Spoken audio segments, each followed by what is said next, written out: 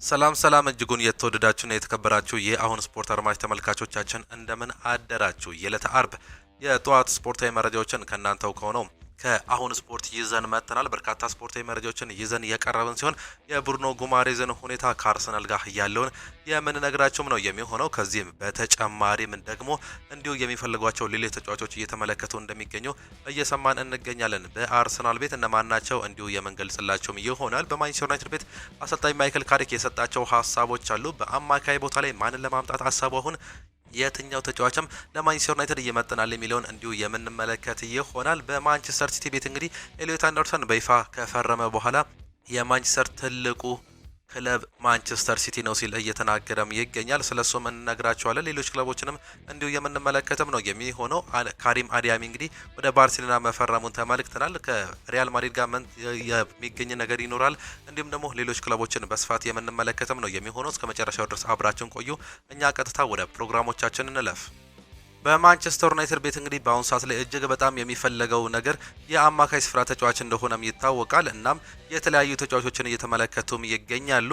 ከነዚህም መካከል እንግዲህ የማኑ ኮኔ እንዲሁም ደግሞ የካርሎስ ባሊባ ነገር እየተነሳም ይገኛል። ኮኔ ወይም ደግሞ ባሊባ የማንቸስተር ዩናይትድ ሶስተኛ አማካይ ፈራሚ የመሆን እድላቸው ከፍተኛ ነው እየተባለም ይገኛል። ማንቸስተር ዩናይትድ ሶስተኛውን አማካይ ለማስፈረም ማኑ ኮኔ እንዲሁም ደግሞ ካርሎስ ባሊባን እየተመለከተም ይገኛል። ዩናይትድ በቅርቡ ባሊባን የማስፈረም እድሉ ዳግም የተመለከተ ቢሆንም እስካሁን በሁለቱ ክለቦች መካከል እየተደረገ ምንም አይነት ይፋዊ ንግግር እንደሌለም ተነግሯል። ማንቸስተር ዩናይትድ ለባሊባ አማራጭ እንዲሆን በማሰብ ማኑ ኮኔ እየተከታተለ እንደሚገኝ ሲሆን በአነስተኛ ዋጋ ሊገኝ እንደሚችልም ያስባል። ዩናይትድ የቡድንን ሌሎችን የሜዳ ክፍሎችም ለማጠናከር ፍላጎት ያለው በመሆኑ የተጫዋቾችን ዝውውር ለመፈጸም ቸኮላ ላይ እንደማይገኝም ስካይ ስፖርትም እያስነበበኝ ይገኛል። በተለይም እንግዲህ ካርሎስ ባሊባ አምና 120 ሚሊዮን ፓውንድ ነበር የተጠየቀበት። ማንቸስተር ዩናይትድ ግን ይህን ገንዘብ አልከፍልም በማለቱ በዚህ ዓመትም ቆይቷል። እናም በዚህ ዓመት ያሳየው አቋም ደግሞ ለካርሎስ ባሌባ ትክክለኛ ገንዘብ ለማውጣት እጅግ በጣም አስቸጋሪ የሆነም ይገኛል። አምና ድንቅ ብቃቱን ነበር ያሳየው በ2024-25 በ2025-26 ደግሞ በብራይተን ቤት እንግዲህ ከቤንች እየተነሳውላ ሲጫወት ተመልክተነውም ነበር። እናም ይህ የአቋም መውረድ እንግዲህ እጅግ በጣም አስቸጋሪ እንደሆነባቸው በማንቸስተር ዩናይትድ በኩል እየነሳም ነበር። ነገር ግን አሁን ምናልባትም ተጫዋቾች ማጣታቸውን ተከትሎ ፊታቸውን ወደዛ እያዞሩም ይገኛሉ። በዓለም ዋንጫው ላይ ድንቅ ብቃቱን ያሳየው ማኑ ኮኔም ሌላኛው የማንቸስተር ዩናይትድ ተፈላጊ ተጫዋች እንደሆነ ነው መረጃዎች እያሳዩን የሚገኙት። ይህ ተጫዋች በማንቸስተር ዩናይትድ ቤት የሚፈለግ ነው። እሱም ደግሞ ወደዚህ መጥቶ መጫወት እንደሚፈልግ ግልጽ ማድረጉን ተከትሎ እንግዲህ አሁን ንግግሮች ይጀምራሉ ተብሎ ይጠበቃል። በብራይተን በኩል የካርሎስ ባሌባ ጉዳይ እንግዲህ ከ75 ሚሊዮን ፓውንድ በላይ ሊጠይቁበት እንደሚፈልጉ እየተገለጸ ሲሆን ማንቸስተር ዩናይትድ በኩል በአሁኑ ሰዓት ላይ እንግዲህ እስከ 60 ሚሊዮን ፓውንድ ለሱ ለማውጣት ፍላጎት አላቸው። ከዛ በላይ ግን ያወጣል ብለው አያምኑም። በተለይም በዚህ ዓመት አቋሙ መውረዱን ተከትሎ ነገር ግን ገና እድሜው 23 ነው። እጅግ በጣም ማውደግ የሚችል ተጫዋች መሆኑን ይታመንበታል። በእንግሊዝ ፕሪሚየር ሊግ መፈተኑ ደግሞ ለማንቸስተር ዩናይትድ እጅግ በጣም ጥሩ ተደርጎ እንደሚመለከቱ ነው መረጃዎች እያሳዩም የሚገኙ። ተጫዋቹ ወደ ማንቸስተር ዩናይትድ ለመምጣት እጅግ በጣም እንደሚፈልግ ከዚህ በፊት በተደጋጋሚ ተመልክተንም ነበር። ሜድ የሚፈልግ ከሆነ ወደ ማንቸስተር ከተማ እንዲሁም ደግሞ ወደ ካሪንግተን መሆኑን ግልጽ አድርጎ መናገሩን ከዚህ በፊት በርካታ ሚዲያዎች ተናግረው እንደነበር እናስታውሳለን። ሌላኛው ጄጄ ጋብሪኤል ወደ ሮዘንስበርግ እንደሚያቀና ነው እየተገለጸ የሚገኘው። ተስፈኛው ታዳጊ ጄጄ ጋብሪኤል ለዋናው ቡድን ቅድመ ውድድር ዘመን ዝግጅት እያደረገም ይገኛል። ታዳጊው የዋናው ቡድን ዘግይቶ በመቀላቀሉ ምክንያት ባለፈው ሳምንት ወደ ፊንላንድ ባቀናው የቡድን ስብስብ ውስጥ አለመካተቱም ይታወሳል። ሆኖም በዚህ ሳምንት በቂ ዝግጅት በማድረግ ለወዳጅነት ጨዋታ ወደ ኖርዌይ በሚያቀናው የቡድን ስብስብ ውስጥ ይካተታል ተብሎ እንደሚጠበቅ የተገለጸ ሲሆን ይህ ታዳጊ ተጫዋች እንግዲህ እጅግ በጣም ድንቅ አቋሙን ማሳየቱን ተከትሎ በዋናው ቡድን በፕሪሲዝኑ እንደምንመለከተው በርካቶችም እየገለጹም ይገኛሉ። በዝውውር መረጃ ቤን ጃኮብስ የዩናይትድ ስታንድ ላይ ለማንቸስተር ዩናይትድ ወቅታዊ የዝውውር እንቅስቃሴ ያላቸውን አዳዲስ ሀሳቦች በስፋትም ይዞ መውጣት ተችሎም ነበር። ማንቸስተር ዩናይትድ በሃሪ ማጓየር ቦታ የረጅም ጊዜ ተተኪ ማስፈረም እድሉን ካገኙ ይጠቀሙበታል። ከዚህ ውጭ ግን የማል ተከላካይ ማስፈረም እንደ ቀዳሚ ትኩረት አድርገው አይመለከቱትም ሲልም ይገልጻል። ሃሪ ማጓየር 2 ዓመታትን በማንቸስተር ዩናይትድ በሚቀጥሉት 2 ዓመታት የመቆየት እድል አለው። ነገር ግን እሱን በትክክለኛነት የሚተካ ወጣት ተጫዋች እንደሚፈልጉ የተገለጸ ሲሆን የሚሆነው ግን በትንሽ ገንዘብ የሚያገኙ ከሆነ ነው። ካልሆነ በሚቀጥለው ሲዝን ነው የተከላካይ ቦታውን ለማጠናከር የሚያስቡት። በአሁኑ ሰዓት ላይ ይህ ዋነኛ ነገር እንዳልሆነ ይረዱታል ሲልም ይገልጻል። ማርከስ ራሽፎርድ በክለቡ የሚቆይ ከሆነ ዩናይትድ የግራ መስመር አጥቂ ለማስፈረም ይልቅ የግራ መስመር ተከላካይ የማስፈረም እድላቸው እጅግ በጣም እየሰፋል ሲልም እየገለጸም ይገኛል። በአሁኑ ሰዓት ላይ ደግሞ የመቆየት እድሉ እንዳለ ነው መረጃዎች እያሳዩም የሚገኙት። እሱ የሚቆይ ከሆነ ደግሞ የግራ ክንፍ የተከላካይ ስፍራ ቦታን እየተመለከቱ ሲሆን ሉዊስ ሃል አሁንም ከማንቸስተር ዩናይትድ ጋር በተደጋጋሚ ስሙ የሚነሳ ተጫዋች መሆኑን በተደጋጋሚ ሰምተንም ነበር። እናም ይሆናል ብለው እንደሚጠብቁ መረጃዎችም እያሳዩም ይገኛሉ። ሮድሪ ማንቸስተር ሲቲን ለቆ ወደ ማድሪድ ካመራ በስተቀር ኦሬል ሸዋሚኒ እንዲህ ደግሞ ኤድዋርዶ ካማቪንጋ ሪያል ማድሪድን የመልቀቅ እድላቸው እጅግ በጣም ዝቅተኛ ነው። ሮድሪ ግን ወደዛ የሚሄድ ከሆነ ከሁለት አንዱ የመልቀቅ እድል ይኖራቸዋል እና ማንቸስተር ዩናይትድ ይህን ነገር ለመመልከት እድል ይኖረዋል ሲልም ይገልጻል። ኦሬል ሸዋሚኒ እስከ 2031 ድረስ ግን የሚያቆየውን ኮንትራት እንደፈረመ መረጃዎች አሳይተውም ነበር። ቢሆንም የማንቸስተር ሲቲው ተጫዋች ወደዛ የሚሄድ ከሆነ ግን ይህ ነገር የመለወጥ እድል እንዳለው እየተገለጸም ነው የሚገኘው። ማንቸስተር ዩናይትድ ኦሬል ሸዋሚኒ እንዲሁም ደግሞ ሌላኛው ተጫዋች የሆነውን ፈረንሳይን ሁለቱም ፈረንሳይ ካማቪንጋንም ጭምር እንደሚመለከትም ነው የተገለጸው። በርነማውዝ አሌክስ ስኮትን ወደ 80 ሚሊዮን ፓውንድ ገደማ የዋጋ ተመን ያወጡለት ሲሆን በዚያም ዋጋ ላይሸጡት ይችላሉ ሲልም ይገልጻል። ነገር ግን ማንቸስተር ዩናይትድ ይህን ተጫዋች በዚህ ያክል ገንዘብ የማምጣት ምንም አይነት ፍላጎት እንደሌለው ነው የተገለጸው። ኤሊ ጁኒየር ክሩፒ በክለቡ ይወጣል ተብሎ ይጠበቃል።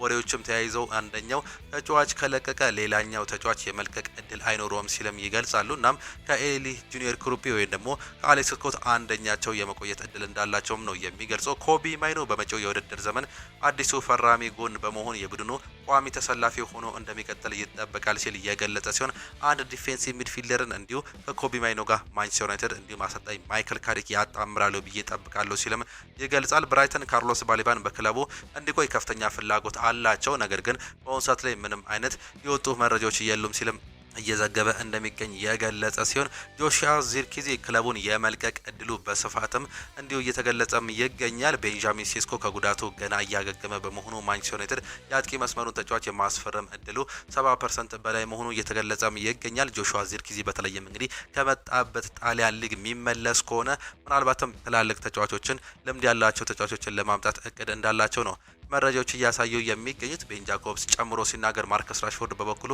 የመቆየት እድሉ እጅግ በጣም ሰፊ ነው። በዚህም የተነሳ ይህን ተጫዋች በሚቀጥለው ዓመት በፕሪሚየር ሊጉ በማንቸስተር ዩናይትድ ቤት እንመለከተዋለን ሲል እየገለጸ እንደሚገኝ ነው እየተገለጸም የሚገኘው።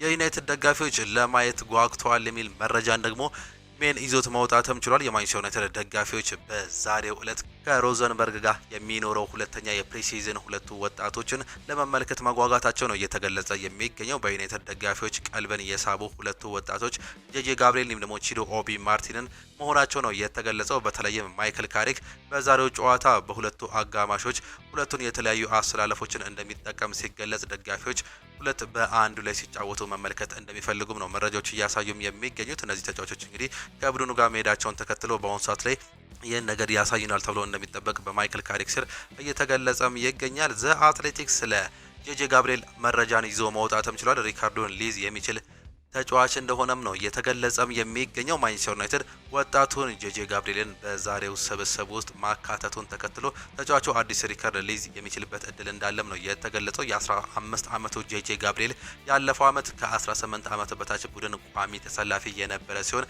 የዩናይትድ የ18 ዓመት በታች ቡድን ምርጥ ተጫዋች እንደነበረም እናስታውሳለን። ጋብሪኤል ባለፈው ሲዝን በሊጉ በአቬሬጅ በጨዋታ አንድ ጎል ተሳትፎ ማስመዝገብ ሲችል የዩናይትድ የኤፍኤ ዩዝ ካፕ እስከ ፍጻሜ ባለው ጉዞ ላይ 3 ጎሎችን ማስቆጠርም ችሎ እንደነበረም እናስታውሳለን። ተጫዋቹ በዩናይትድ አካዳሚ ታሪክ 18 ዓመት በታች ቡድኑ የአመቱ ምርጥ ተጫዋች ብሎ በተሸለመ በእድሜ ትንሹ ተጫዋች መሆኑም ተነግሯል። ወጣቱ ኮከብ በዛሬው ጨዋታ የሚሳተፍ ከሆነ ለዩናይትድ ዋናው ቡድን መጫወት የቻለ በእድሜ ትንሹ ተጫዋች በመሆን ሪካርድ የሚይዝም ይሆናል። ከዚህ ቀደም በፉክክር ውስጥ ይህንን ሪካርድ ይዘው የነበረው ወጣቱ ግብ ጠባቂ ዴቪድ ጋስኬል በ1956 እንደነበረም ተገልጿል። በወቅቱ ግብ ጠባቂው እድሜው 16 ዓመት ከ19 ቀናት እንደነበረም የተገለጸ ሲሆን ሆኖም ይህ ሪከርድ በ15 ዓመቱ ጄጄ ጋብሪኤል የሚያዝበት እድል እጅግ በጣም ሰፊ ነው ሲሉም ይገልጻሉ። እናም ይህ ነገር ዛሬ ይከሰታል እንደሚሉ ነው መረጃዎች እያሳዩንም የሚገኙት። ማይክል ካሪክ ለመመልከት በጣም ምርጥ ነው ሲልም ይናገራል። የማንቸስተር ዩናይትድ ዋና አሰልጣኝ ማይክል ካሪክ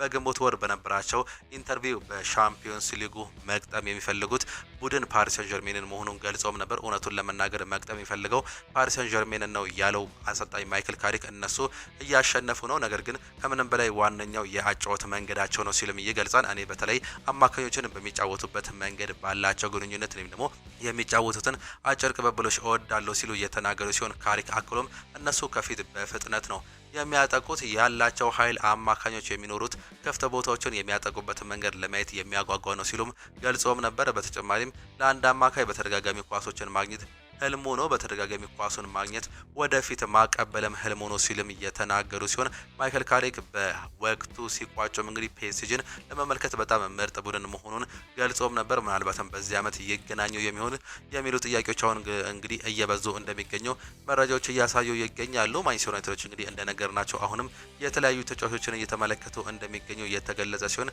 ቀጣይ ማን ወደ ማንቸስተር ዩናይትድ ይመጣል የሚለው ግን እስካሁን ድረስ እንዳልተረጋገጠ በሰፊው ምንጮችም እያሳዩም ነው የሚገኙት። በአርሰናል በኩል እንግዲህ አሁንም የተለያዩ መረጃዎች እየወጡም ይገኛሉ። ከነዚህም መካከል አሁንም ያልተገባደደው ጉዳይ የቪክተር ዮኬሬሽ እንዲሁም ደግሞ የጁሊያን አልቫሬዝም ጉዳይ ነው። ከቪክተር ዮኬሬሽ ጋር በተያያዘ ዮኬሬሽ የተወሰነ ገንዘብ ተከፍሎ የመውጣት እድሉ ሰፊ ነው ሲሉ መረጃዎች እያሳዩም ነበር። ዘ አትሌቲክስ ግን ይህ መረጃ ከእውነት እየራቀ ነው ሲልም ነው እየዘገበ የሚገኘው። ዮኬሬሽ ወደ አርሰናል ሲመጣ ከኪሱ ያወጣው ምንም አይነት ገንዘብም የለም። በአሁኑ ሰዓት ላይም የተጫዋች ግን በአርሰናል ቤት የመቆየት እድሉ ሰፊ ነው፣ የመልቀቅ እድሉ እየጠበበ መጥቷል ሲልም ነበር እያስነበበን የሚገኘው። ቪክተር ዮኬሬሽ እንግዲህ በተለይም ወደ አትሌቲኮ ማድሪድ የሚሄድ እድሉ ሰፊ ነው ሲሉ ገልጸውትም ነበር። አንድ የሚሆንበት ዋነኛ ምክንያት ደግሞ እንደ ቀይር በማሰብ መሆናቸው ተገልጾ እንደነበር እናስታውሳለን። ነገር ግን ቪክተር ዮኬሬሽ አሁንም ቢሆን በአርሰናል እቅድ ውስጥ እጅግ በጣም የሚፈለገው ተጫዋች መሆኑም ተገልጿል። ምንም እንኳን ጁሊያን አልቫሬዝ ቢፈለግም በቀይር መልኩ ግን እንደማያሰቡት ነው መረጃዎች እያሳዩም የሚገኙት። እናም ይህን ዝውውር ለማሳካት አሁንም ቢሆን ብዙ ጥረቶችን በአርሰናል በኩል ልንመለከት እንደምንችል ፍንጮችም እያሳዩም ይገኛሉ። ሌላኛው ኬፓ አሪዛባላጋ አርሰናልን ሊለቅ ይችላል። ለጁቬንቱስም እንደ አማራጭ ቀርቧል። ነገር ግን ጁቬ ቅድሚያ የሚሰጡት ተጫዋች አይደለም። ነገር ግን አማራጮችን የሚያጡ ከሆነ ምናልባትም ፊታቸውን ወደዛ እንደሚያዞሩ ፍንጮች እየወጡ እንደሚገኙ ነው መረጃዎች በስፋትም እያመላከቱት የሚገኙት። የአሰልጣኝ ሚኬል አርቴታ ዋና ኢላማ ጁሊያን አልቫሬዝ ሲሆን አትሌቲኮ ማድሪድ አርጀንቲናውያን አጥቂ በአገር ለሚገኘው ተቀናቃኝ ባርሴሎና ላለመሸጥ ወስኗል። አርሰናል አጥቂውን ቪክተር ዮኬሬሽን ያካትት የመለዋወጫ ስምምነት ጥያቄ ለማቅረብ አዘጋጅተዋል ሲል ጋሪ ጃኮብ እየዘገበም ይገኛል። ይህ ነገር በአሁኑ ሰዓት ላይ እጅግ በጣም ብዙ ውዝግቦችን እየፈጠረ እንደሚገኝም ነው መረጃዎች በስፋትም እያመላከቱት የሚገኙት። ይህም እንግዲህ በአሁኑ ሰዓት ላይ ምን ይፈጠራል የሚለውን አሁንም እያስጠበቁ እንደሚገኙ መረጃዎች በስፋትም እያመላከቱት ይገኛሉ። እና ምን ይፈጠራል? በቅርብ ጊዜያት ለውጦችን ይፈጠራሉ ማለትም ደግሞ ይለይለታል ሲሉ እየገለጹ እንደሚገኙ በቪክተር ዮኬሬሽ እንዲሁም ደግሞ በዚህ ዝውውር መካከል እንዲሁ እየሰማን እንደሚገኝም ፍንጮችም እየገለጹትም የሚገኙት። ክርስቶስ ዞሊስም እንግዲህ በአርሰናል ይፋዊ ፊርማ ማድረጉንም ተመልክተናል። ይህ ተጫዋች እንግዲህ እጅግ በጣም በሚቀጥለው ዓመት ከሚጠበቁ ተጫዋቾች መካከል አንደኛው ተደርገው ይወሰዳል። በተለይ በክለብ ብሩጅ በነበረው እንቅስቃሴ እንግዲህ አሲስቶቹና እንዲሁ ጎሎቹ እጅግ በጣም ከፍተኛ ናቸው። እናም በፕሪሚየር ሊጉ ይህን ነገር ያሳያል ብለው እንደሚያምኑም አሁንም መረጃዎችም እያሳዩ እንደሚገኙ ነው በተለያየ መልኩ እየሰማንም የምንገኘው። እናም እዚህ በመቀላቀል ደስተኛ ነኝ ሲል መናገሩንም ተጫዋቹንም እንዲሁ ሰምተንም ነበር። ተጫዋቹ እንግዲህ በግቦች እንዲሁም ደግሞ አሲስቶች ላይ የማተኩር ተጫዋች ነኝ ሲል እየገለጸ ሲሆን እንደ አጥቂ ስፍራ ተጫዋችነቴ ያ የኔ አመለካከት ነው። ሁል ጊዜ ረሃቤ ግን ማስቆጠር ወይም ደግሞ የመጨረሻዎቹን ኳስ አጋሮች ላይ ማቀበል ነው ሲልም ይገለጻል። እንዲሁም ደግሞ በመከላከሉ ቢሆንም ለማገዝ እጅግ በጣም ጠንክሬ የመሰራ ተጫዋች ነኝ ሲል ሀሳቡን መስጠቱም ነው እንዲሁ የገለጸው። በኤምሬትስ ስቴዲየም የመጀመሪያ የፕሪሚየር ሊግ ጨዋታውን ስለማድረጉ ሲጠየቅ የፕሪሚየር ሊግ የመጀመሪያ ጨዋታውን በኤምሬትስ ማድረጌ አስገራሚም ነበር ሲልም ይገልጻል። ትልቅ ትውስታም እንዲሁም ደግሞ ቤተሰቦችን ይህንን እንዳደረጓቸውም ያስታውስቷል ሲልም ገልጾም ነበር። ስቴዲየሙን እጅግ ወድጀው ነበር። እናም ሁልጊዜም ከተጫወትኩባቸው ምርጥ ስቴዲየሞች መካከል አንደኛው ነው። እዚህ መጥቼ ተጫውቻለሁ። እናም የማረሳው ቀን ነበር ሲል ሀሳቡ መስጠቱን ነው እንዲሁ የገለጸው። ወኪሌ የመሆን እድል እንዳልነበረው ሲናገር እጅጉን ጉሮሬ ተሰብሮ እጅጉን በጣም አዝኜም ነበር ሲልም ይገልጽም ነበር። እናም ከሚኬል አርቴታ ጋር ግን ተነጋገር ያለው ከዛም በኋላ ግን ዝውውሩ ተሳካ። እኔም እዚህ በመምጣቴ እጅግ በጣም ደስተኛ ነኝ ሲልም ይገልጻል። አላማዬ ዋንጫዎችን ማሸነፍ ነው። በዚህ ያሉ የሁሉም አላማ ይህ ነው ብዬም አስባለሁ። እናም ከቡድኑ አጋሮች ጋር የተቻለውን የጨዋታ ጊዜ ማግኘትም ቀሪውን በጊዜ እንደሚደርስም እርግጠኛ ነኝ። እናም ይህን ነገር ማዋሃድም እፈልጋለሁ ሲል መናገሩን ነው የሰማነው። የዚህ አስደናቂ ቡድን አካል በመሆኔ ኩራትም ይሰማኛል። ሁሌም በሜዳ ላይ እንዲሁም በስቴዲየሙ ለመገኘት እንዲሁም በመጀመሪያ ግቤን በኤምሬትስ ለማስቆጠር እጅግ በጣም ጓጉቻለሁ፣ ጠብቄያለሁም አስቤያለሁም ሲል ሀሳቡን መግለጹን ነው እንዲሁ ክርስቶስ ዞሊስ እየገለጸም የሚገኘው። እናም በሚቀጥለው ሲዝን ከወራት በኋላ በሚጀምረው ሲዝን ውስጥ እንግዲህ ትልቅ ለውጥን ከሚያመጡ ተጫዋቾች መካከል አንደኛው ተደርጎ እንደሚወሰድም ተገልጿል። ይህ ተጫዋች እንግዲህ ታህሳስ ወር ላይ ከአርሰናል ጋር ከክለብ ብሩጅ ጋር ባደረገው የአውሮፓ ሻምፒዮንስ ሊግ ጨዋታ ቲሙን እጅግ በጣም አድንቆ እንደነበረም ይታወሳል። በሜዳው ከአርሰናል ጋር ተጫውተው 3-0 ተሸንፏል። እናም እስካሁን ከተጫወትኳቸው በጣም ከባድ ቡድኖች መካከል እነሱ ነበሩ ማለት እችላለሁ ሲልም ያኔ ተናግሮም ነበር። እጅግ በጣም ደስ የሚል ጨዋታም ነበር ሲል ሀሳቡን ሰጥቶም እንደነበርንም ነው እንዲሁ እየገለጸም የሚገኘው ይህ አዲሱም ተጫዋች። ሌላኛው ከዝውውር ጋር የሚነሳው ጉዳይ እንግዲህ ኢታን ንዋኔሪ በቀይ መስመር ላይ መጫወቱን አምኖ ቢቀበል በአርሰናል የመቀየት እድሉ ሊሰፋ እንደሚችልም ነው እየተገለጸ የሚገኘው። ይህ ተጫዋች ግን በአሁኑ ሰዓት ላይ እድል እንደሌለው በርካቶቹም ያነሳሉ። በተለይም እንግዲህ በቀኝ ቦታ ላይ ቡካዮ ሳካ እንዲሁም ደግሞ ኖኒ ማዱኬ መሆናቸውን ተከትሎ ሶስተኛ ተመራጭም ሊሆንም ይችላል። በተለይም ደግሞ እንደ ማክስ ዶማን ያሉ ወጣት ተጫዋቾች መኖራቸው በዛ ቦታ ላይ እንዲሁም እድል ላይ ያገኝም እንደሚችል ከዚህ በፊትም ተገልጿል። ነገር ግን ተጫዋቹ እድል የሚያገኝበትን ቦታ አሁንም እየፈለገም ይገኛል። አርሰናሎች ትክክለኛ ገንዘብ የሚቀርብላቸው ከሆነ አሁንም ይህን ተጫዋች ለመሸጥ ከፍተኛ ፍላጎት እንዳላቸው መረጃዎች በስፋትም እያመላከቱም ይገኛሉ። ነገር ግን በወደፊቱ ምን ይፈጠራል አብረን የምንመለከት እንደሆነ ነው እየተገለጸም የሚገኘው። አርሰናል በድጋሚ ለብሩኖ ጉማሬዝ ጥያቄ ለማቅረብ ተዘጋጅተዋል ሲል ሃንድ ኦፍ አርሰናል እያስነበበም ይገኛል። ሳሙኤል ሞክቤል አርሰናል ለብሩኖ ጉማሬዝ የ70 ሚሊዮን ፓውንድ ጥያቄ ለኒውካስል ሊያቀርቡም ነው ሲል የገለጸ ሲሆን ብራዚሊያው አማካይ የመሃል ክፍሉን ቁልፍ ኢላማ አድርገው ቢመለከቱትም የዋጋ ግሽበቱ በታየበት ገበያ ውስጥ አርሰናሎች ከመጠን በላይ ለመክፈል ፈቃደኛ እንዳይደሉም ነበር እንዲሁ ሳሚ ሞክቤል እያስነበበም የሚገኘው። ይህም ምናልባትም ከባድ ያደርገዋል ሲሉ መረጃዎች በስፋትም እያመላከቱም ነው የሚገኙት። እናም የብሩኖ ጉማሬዝ ጉዳይ አሁንም አልተረጋገጠም። ፋብሪዚዮ ሮማኖ አርሰናል ከብሩኖ ጉማሬዝ ጋር በግል ውል ዝርዝሮች ላይ ስምምነት ላይ ደርሷል፣ አሁን ከክለቡ ጋር ነው የሚቀረው ሲልም ይገልጻል። አርሰናል 70 ሚሊዮን ፓውንድ ለማቅረብ ዝግጁ ሲሆን ኒውካስል ይህንን ጥያቄ ውድቅ እንደሚያደርጉም ይጠበቃል። ሆኖም አርሰናል ዝውውሩን ማጠናቀቅ እንደሚችሉም ያምናሉ ሲል ታማኝ ፋብሪዚዮ ሮማኖም ነው እየገለጸም የሚገኘው። ይህ ዝውውር አሁንም እንግዲህ ውስብስብ እየሆነም ይገኛል። አርሰናል የመጀመሪያ ጥያቄያቸውን 55 ሚሊዮን ፓውንድ ወይም ደግሞ 10 ሚሊዮን ፓውንድ አድሶኖችን ውድቅ ከተደረገባቸው በኋላ 5 ሚሊዮን ፓውንድ ጭማሪ ጥያቄን በእርግጠኝነት ውድቅ እንደሚደረግባቸውም ተረድተዋል። እናም በአሁኑ ሰዓት ላይ ክለቡና ሁለቱ ክለቦች የሚያደርጉት ጥንቃቄዎች አሁንም በሚቀጥሉት ጊዜያት የምንመለከተው ነው ሲሉ እየገለጹም ይገኛሉ። እናም ዝውውሮቹ እጅግ በጣም አጓጊ እንደሆኑ በሌሎች ዘገባዎችም እየሰማንም እንገኛለን። አርሰናል አሁንም ቢሆን የተለያዩ ተጫዋቾችን እንደሚፈልጉ እየተገለጸ ሲሆን የብራድኪ ባርኮላ ጉዳይም እንዲሁ ያልተለየለት መሆኑ ነው መረጃዎች እያሳየንም የሚገኘው። እናም ምናልባትም እንግዲህ አሁን ሁለተኛው ሌላኛው ፈራሚ ማን ይሆናል የሚለው እጅግ በጣም እየተጠበቀ የሚገኝ መሆኑን ነው እየገለጸ የሚገኘው። በቼልሲ በኩል እንግዲህ የላክሮህ ጉዳይ አሁንም እየተነሳም ይገኛል። ምናልባትም በዚህ ሳምንት ውስጥ እንግዲህ የመፈረም እድል እንዳለው ጨምጨምጫዎት ቢወጡም እንግዲህ ከክለቦች ጋር ያለው ድርድር ግን እጅግ እየከበደ እንደሆነ ነው መረጃዎች የሚያሳዩት። ሌላኛው ፋብሪዚዮ ሮማኖ ቼልሲዎች በኬሪም አቼቤሪች ፍላጎት ላይ እንዳላቸው ተገልጿል። ተጫዋቹ በቅርበት እየተከታተሉት ሲሆን ይህ የዣቪ አሎንሶ ልዩም ጥቆማ ነው። ቼልሲዎች በመረጃ መሰብሰቡ በኋላ ዝውውሩን እያሰቡበት እንደሚገኙ በተጠናቀቀው ጊዜያት እንዲሁ መረጃዎች እያሳዩት ነው የሚገኙት። እናም ይህ ዝውውር ምናልባትም በአሰልጣኙ ምክክር ምናልባት ሊመጣ ይችላል ሲልም ይገልጸዋል። ፋብሪዚዮ ሮማኖ በላክሯ እንዲሁም ደግሞ ቼልሲ ትላንትና እንደተዘገበው በግል ጥቅማ ጥቅሞች ውል ላይ ሙሉ ስምምነት ላይም ስለመድረስ ዝውውሩ በስተመጨረሻ ምዕራፍ ላይም ደርሷል ሲሉም ይገልጸዋል። ዝውውሩ በማንኛውም ቅጽበት ለመጠናቀቅ የቼልሲ እንዲሁም የክሪስታል ፓላሶች ባለቤት በግንኙነት ላይ ናቸው። ስምምነቱ በጣም ተቃብረዋል። እንዲሁም አክሰል ዲሳሲ ተነስተው የነበረ ቢሆንም ዝውውሩ አይፈጸምም። አክሰል ዲሳሲ ወደ ሌሎች ክለቦች ሊሄድ ይችላል። ነገር ግን በዚህ ዝውውር ውስጥ እንዳልተካተተ ነው መረጃዎች በስፋትም እያመላከተው የሚገኙት። የላክሯህ ጉዳይ ግን የጊዜ ጉዳይ እንደሆነ እንጂ ወደ ቼልሲ የሚሄድ እድሉ እጅግ በጣም እየሰፋ እንደሚገኝም ነው መረጃዎች በስፋትም እያመላከቱት የሚገኙት። እሱ የሚመጣ ከሆነ ደግሞ አሁንም የሚለቁ ተጫዋቾች እንዳሉ በቼልሲ ቤት አሁንም መረጃዎችም እንዲሁ በስፋትም እያመላከቱት እንደሚገኙ መረጃዎችም እያሰሙንም ነው የሚገኘው። በሊቨርፑል ቤት አሁንም የሚነሳው እንግዲህ የብራድኪ ባርኮላ ጉዳይ መሆኑን እየሰማንም እንገኛለን። ድርድሮችን አሁንም እየቀደሙ ይገኛሉ። ሊቨርፑሎች ይህን ተጫዋች የግላቸው ለማድረግ ሙከራ እያደርጋሉ። ነገር ግን እስካሁን ድረስ ከተጫዋቹ ጋር ምንም አይነት ድርድር ውስጥ እንዳልደረሱ ነው መረጃዎች እያሳዩም የሚገኙት። ሀሳባቸው ግን ተጫዋቻቸውን የግላቸው ለማድረግ እጅግ በጣም እንደሚፈልጉ የተገለጸ ሲሆን ቅድሚያ የሚሰጡትም የክንፍ ተጫዋች ተደርገውም ይመለከቱታል። እናም ተጫዋቹን በአሁኑ ሰዓት ላይ ምናልባትም ያመጡታል ተብሎ እንደሚጠበቅም ነው የተገለጸው። ሌላኛው ፌውዲ ውድማን ከሊቨርፑል ጋር እስከ 2029 የሚያቆየውን አዲስ ኮንትራትም ተፈራርሟልም እየተባለም ይገኛል። እውነቱን ለመናገር በጣም ተደስቻለሁ ሲል ከፊርማው በኋላ መናገሩም ነው የሰማነው። ባለፈው የውድድር ዘመን በግሌ ለኔ አስደናቂ ነበር። ከዚያም በቀን ውድድር ዘመኑ ተመልሼ እዚህ ረጅም ላለ ጊዜ እንድቆየም ክለቡ አዲስ ውል ስላቀረበልኝ እጅግ በጣም ደስተኛ ነኝ ሲል ይናገራል። እዚህ እንደገና ፈርሜ የዚህ አስደናቂ ክለብ አካል በመሆኑ በተመቻለ እጅግ በጣም ደስተኛ ነኝ። ለሊቨርፑል ሁሉንም ነገር እሰጣለሁ ሲል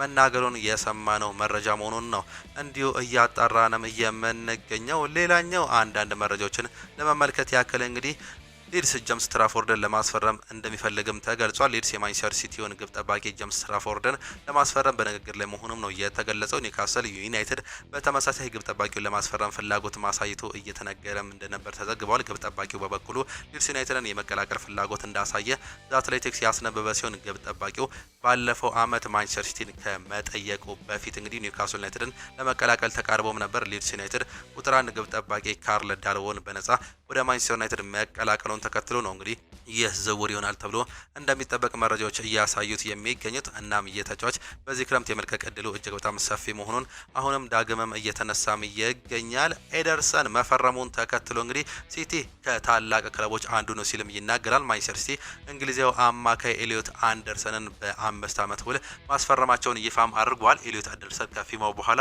ማንቸስተር ሲቲ ከዓለም ምርጥ ክለቦች አንዱም ነው ያለ ሲሆን እንዲሁም ማንቸስተር ሲቲ ያስፈረመው እንዲፈልግ ሲሰማ ለማምራት ቁርጠኛ እንደነበረም ገልጿል። ራሱን በትልቅ መፈተሽ እንደሚፈልግ የገለጸው ኤደርሰን ማንቸስተር ሲቲ ያንን እድል ሰጥቶኛል ሲልም ይገልጻል። ማንቸስተር ሲቲ ዋንጫዎችን ለማሸነፍ በትልቅ ደረጃ ለመፎካከር እየተገነባ ነው ሲልም ይገልጿል። ማንቸስተር ሲቲ ለተጫዋቹ ዝውውር 135 ሚሊዮን ዩሮ አካባቢ መፈረሙንም እንዲሁ ገልጿል። ሲቲ የማንቸስተር ንጉስ እንደሆነም አውቃለሁ ሲልም ነው የተጫዋች የተናገረው። ስለ ደርቢው የተጠየቀው ኤደርሰን ለደርቢ ጨዋታዎችን ጓጉቻለሁ፣ በዓለም ላይ ካሉ ትልቅ ደርቢዎች አንዱ ነው ሲል የተናገረ ሲሆን ነገር ግን እኔ ማንቸስተር ሲቲ እስከማውቀው ድረስ ሲቲ የማንቸስተር ከተማ ንጉስ ነው ሲልም እንዲሁ ሀሳብ መስጠቱንም ነው የገለጸው። አክሎም እንግዲህ ጨዋታ ምርጥ ጨዋታ ይሆናል፣ በጉጉት እየጠበቁኝ ነው ሲል ሀሳቡን የገለጸ ሲሆን የዘንድሮ ማንቸስተር ደርቢ የመጀመሪያ ጨዋታ በፕሪሚየር ሊጉ 4ኛ ሳምንት እንደሚደረግም ይታወቃል። እናም ይህ ነገር እጅግ በጣም ያጓጓል ሲል ሀሳቡን መስጠቱንም ነው የሰማ ነው። አንዶኒ ኢራኦላ የኔ ፍልስፍና ሮድሪ ነው ሲልም ይገልጻል። የመርሲሳይዶ ክለብ ሊቨርፑል አሰልጣኝ አንዶኒ ኢራኦላ ሮድሪ የቡድኑ ጥቅም የሚያስቀድም ተጫዋች ሲሉም ይገልጹታል። ሮድሪ በዓለም ዋንጫው ጎን አላስገባም፣ አመቻችቶ አላቀበለም ያሉት አንዶኒ ኢራኦላ ነገር ግን ቲሙን እጅግ በጣም ምርጥ አድርጎታል ሲል መናገራቸውንም ነው እንዲሁ እየሰማንም የምንገኘው። ሌላኛው ቼልሲ ተጫዋች ለማስፈረም መስማማቱም ነው የተገለጸው። የምዕራብ ለንደኑ ክለብ ቼልሲ ከአሜሪካው ታዳጊ ተጫዋች ለማስፈረም ከስምምነት መድረሳቸው ተገልጿል። ለተጫዋቹ የ15 ዓመቱ ታዳጊ እንግዲህ ቤንጂ ፍላወርስ ከዳላስ እግር ኳስ ክለብ ለማስፈረም መስማማታቸው ተገልጿል። ተጫዋቹ 18 ዓመት ሲሞላው ቼልሲን እንደሚቀላቀልም ነው የተገለጸው። ዳላስ ለዝውውሩ 3 ሚሊዮን ፓውንድ እንደሚያገኝም መረጃዎችም እያሳዩም ይገኛሉ። አሌሃንድሮ ጋርናቾም እንግዲህ በይፋ አስቶን ቪላን መቀላቀሉም ተገልጿል። የቀድሞ የማንቸስተር ዩናይትድ እንዲሁም ደግሞ የቼልሲ ንብረት የነበረው አሌሃንድሮ ጋርናቾ በአሁኑ ሰዓት ላይ ደግሞ ወደ አስቶን ቪላ መሄዱ የተገለጸ ሲሆን አሰልጣኝ ኡናይ ኤምሬም ይህን ተጫዋች እጅግ በጣም እንደሚፈልጉትም እንደሚያሳድጉትም መረጃዎችም እየወጡም ይገኛሉ። አርሰናል ወጣት ተጫዋች ሊያስፈርምም እንደሆነ መረጃዎችም ያሳያሉ።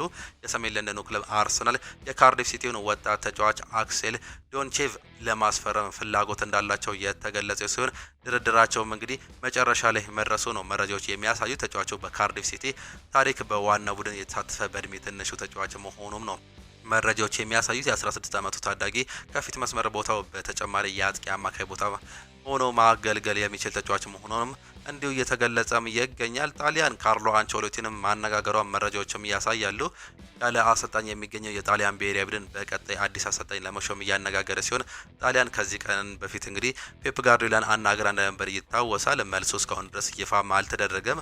ሁለተኛ አማራጮቻቸው ደግሞ ጣሊያናዊ ተጫዋች አሰልጣኝ የሆኑት በአሁኑ ሰዓት ላይ የብራዚል ብሔራዊ ቡድንን የያዙት ካርሎ አንቸሎቲን እንዲሁ እያናገሩ እንደሚገኙ መረጃዎችም ያሳያሉ። ካሪም አዲያሚም እንግዲህ በይፋ ባርሴሎና መፈረሙም ይፋም ተደርጓል። በ22 ሚሊዮን ዩሮ በሚደርስ ሂሳብ ነበር እንግዲህ ፊርማውንም ማኖርም የቻለው። እናም በአሁኑ ሰዓት ላይ እጅግ በጣም ደስተኛ መሆኑን የገለጸ ሲሆን ለባርሴሎና መጫወት ለኔ ትልቅ ክብር ነው ሲልም ይናገራል። አሁን ለዓለም ታላቁ ክለብ ባርሴሎና እጫወታለሁ። እኔ ለዚህ ትልቅ መጫወቴ እጅግ በጣም ደስተኛ ስሜትም ይሰማኛል። ትልቅ ክለብም ነው ሲል ሀሳቡን መስጠቱም ነው እንዲሁ የሰማ ነው።